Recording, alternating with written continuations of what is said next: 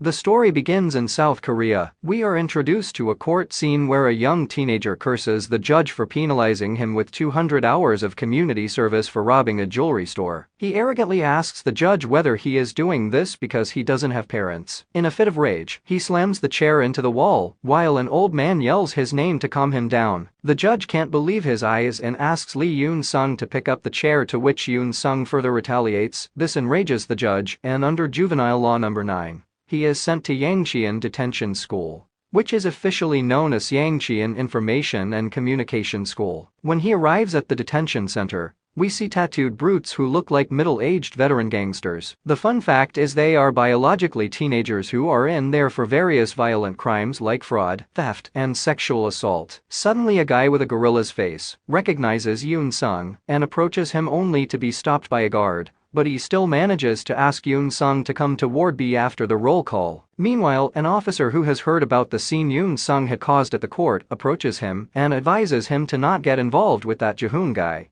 who is sent to the center for blackmail and sexual assault. Elsewhere, Jahoon reveals that Lee Yoon-sung was famous in middle school for being a loser. The scene shifts to Jahoon bullying Lee Yoon-sung and revealing the burn scar on his face and saying that they had a lot of fun. He also says that he remembers Lee Yoon-sung trying to commit suicide in the washroom. He continues his bullying and orders Yoon-sung to lower his pants. Contrary to his built-up image, Lee Yoon-sung rips off Jahoon's mouth using his teeth and gives a strong blow to his face using his knees. When Jahoon's friends try to help him, Yoon-sung easily slams him down using a neck lock, terrifying the others. While others run to bring an officer, Jahoon grabs a stick and repeatedly attacks Yoon-sung. But Yoon-sung surprisingly is much stronger than he looks and easily throws Jahoon down and breaks his ankle using a heel hook. When Jahoon is screaming in pain, Yoon-sung grabs his other leg. Realizing the hopeless situation, he apologizes for everything he has done and seeks forgiveness, but still, he breaks it while reminiscing how he decided to learn to fight,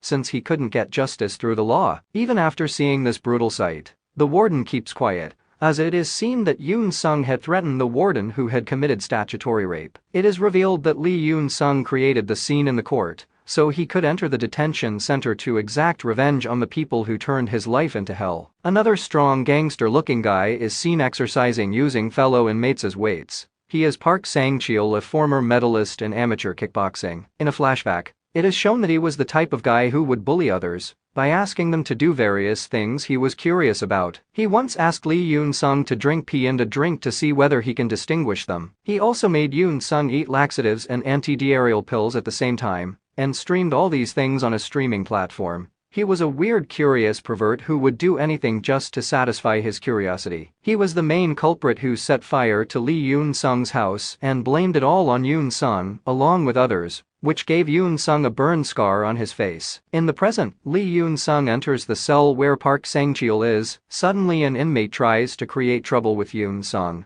but soon he is sent flying away by a kick on his chin, and in a matter of seconds everybody is down, and Yoon-sung is facing Park Sang-cheol. Yup, it's a showdown. He says that there is a method to beat a professional kickboxer with one finger. A curious Sang-cheol is intrigued by the method. Yoon-sung takes out some kind of spray and uses it to block Park Sang-cheol's vision and kicks him in the nuts and continues with a barrage of punches, all while Sang-cheol swings his arms thoughtlessly. But when Yoon-sung slams his face into the ground, he uses the blood to wipe his eyes and attacks Yoon-sung fiercely. As he was a fighter, he easily corners Yoon-sung and thinks he has Yoon-sung in his palms now and says he'll beat him into a worse state than he had ever done before. Yoon-sung recalls the words of the person who taught him to fight. It turns out everything that has happened was all pre-planned, and Yoon-sung has put a blanket on the ground, and as soon as Sang-cheol raises his leg to kick, he loses balance, and Yoon-sung easily tackles him down and brutally punches his face. He further breaks Park Sang-cheol's pinky finger until he apologizes, which further enrages Yoon-sung. He shoves clips into Sang-cheol's mouth to shut him up and continues his sweet revenge. 5 months pass by after Yoon-sung came into the detention center, and we see Yoon-sung choking Park Sang-cheol. It was his 898th time passing out. It is revealed that Yoon-sung will be released in 6 days, and he is seen staring at Park Sang-cheol. who has peed himself while tasting his own medicine of bullying. A beautiful young woman comes to meet Yoon Sung at the detention center. It seems that she is helping Yoon Sung in his revenge as he reports that he is almost done breaking Sang-cheol's mind. She gives him the information on his next target, who has now moved to Gangnam, and that he is the grandson of the hospital director. We learn that his name is Jo Yeongbyeom, and he pretends to be a model student and runs things in the back. He tends to be very meticulous and calculative so as not to dirty his own hands. Yeongbyeom is seen with his teacher in the staff room. After a brief conversation, he learns that his teacher is going to be married soon. Shit, look at that face, I mean he is a textbook asshole. The woman shows Yoon Sung his photo, and Yoon Sung recalls the time when Jo Yeongbyeom inquired him about his older sister and whether she was pretty with an ambiguous expression. After 6 days he is released and he has successfully broken Park Sang-cheol, who is now turned into a complete idiot who has developed speech disorder, PTSD, and many other psychological illnesses. He meets the helper woman whose name is Joanna, who introduces a makeup artist to Yoon Sung, who covers his scar up and makes him look like a different person. And Lee Yoon Sung enrolled at Gangnam Siha High School to proceed with his next step, which is destroying Jo Yeongbyeom. The news that a transfer student is arriving has created a commotion in Jo Yeongbyeom's classroom, which distracts him. While in class 3, Yoon Sung, with his new looks, is seen giving a very short introduction of himself, as instructed by his homeroom teacher. When the teacher leaves, the bullies from the class send a victim of their bullying to act like a delinquent toward Lee Yoon Sung. A quick fight breaks out between Yoon Sung and the bullies, since he kicked one of them in the guts without any hesitation. Yoon Sung then punches the others and takes the last one down by a takedown. The news about the transfer student's prowess spreads quickly throughout the school. While Yeongbyeom is running errands with a fellow female student for the teachers, she asks him whether he knows about the transfer student's deeds, but Yeongbyeom says he isn't interested and brushes off the topic. But he gets pissed off when he witnesses Yoon Sung beating the shit out of the other bullies along with seniors, and walks away while seriously thinking about something. In the evening, after the classes, the beaten-up bullies approach Lee Yoon Sung and ask him to follow them, offering the condition to do whatever Yoon Sung wants. When they arrive at the place, he is greeted by Jo Yeongbyeom, who compliments Yoon Sung's fighting skills and introduces himself as a sponsor to the kids who are good at fighting, and offers him to pay as much as he needs and shows off his wealth. When Yeongbyeom is speaking, Yoon Sung is suppressing his anger as all his traumatic days start to reappear. But then Lee Yoon Sung says that he was there to meet him and asks whether Yeongbyeom remembers him. Shocked by the revelation, Yeongbyeom grabs Yoon Sung's hair and finds that the burn scar was absent and confirms that it was not the loser Lee Yoon Sung. Yoon Sung misleads Jo Yeongbyeom by saying that he had the same name as the boy Yeongbyeom bullied while doing a live broadcast through TikTok. While recalling those days, Yoon Sung says that he was irritated because of those videos and asks for the right compensation from Jo Yeongbyeom, since he was wealthy. Now Yeongbyeom gets angry because Yoon Sung wants to have an equal relationship with him, but still, he takes him on a tour of the building he owned and mentions that a single room on the 5th floor is a shelter for runaways, and they arrive at an underground sauna. When the door opens, a really old-looking big guy comes out, whose name is Kyungman. Seeing him, Kyungman talks about how he had the same name as the guy they previously bullied,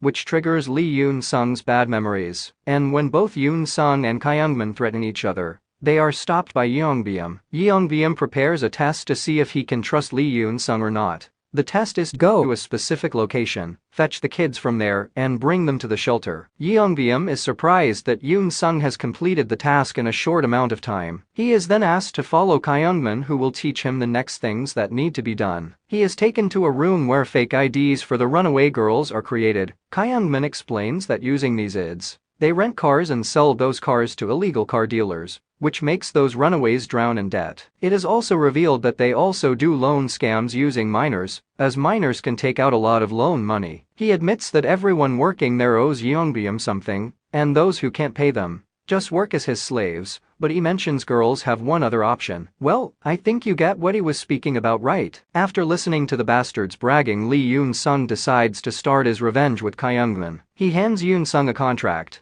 and asks him to get it signed by the girls he brought to the shelter. That contract is cleverly mixed with fraudulent clauses, which cannot be seen with a single red. Yoon Sung goes to the girls and asks them to sign the contract, but they refuse. Lee Yoon Sung closes the door and chokes the girls and forcibly gets their fingerprints on the contract. He did not feel any guilt because he had prior information that those girls were hired actors to test him. Kyungmin arrives running as he watched Yoon Sung through the CCTV and stops him. At that time Jo Yeongbyeom arrives and declares he has passed the test. We see Kyungmin teaching Yoon Sung how to install cameras in rooms where girls would stay. While working, Kyungmin praises Yeongbyeom for his genius skills in extorting money in different ways. He recalls the story of the outcast Lee Yoon Sung and starts narrating it to him, but when Kyungmin speaks about Lee Yoon Sung's older sister being Jo Yeongbyeom's plaything, Yoon Sung loses it and breaks Kyungmin's elbow and tells that his sister's name was Lee Naeun and reveals that he was her brother,